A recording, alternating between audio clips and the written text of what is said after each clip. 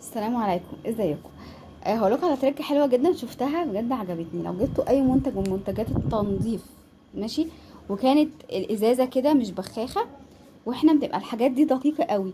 ف بصوا هنعمل ايه، هنجيب اي بتاع كده بخاخه يعني، ونشيل من دي الغطا بتاعها دي كده، ونحط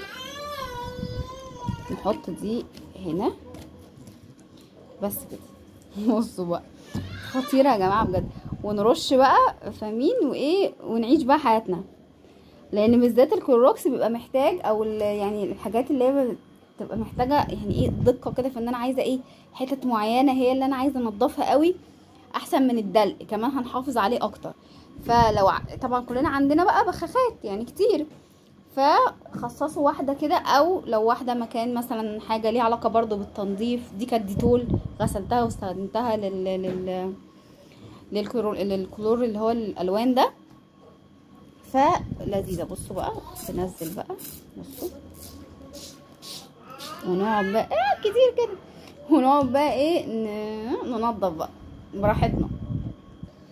بس يا رب التركه النهارده تكون عجبتكم، وجربوها وقولوا لي لو عجبتكم ولا ايه، واشوفكم على خير ان شاء الله في التركه اللي جايه. باي باي.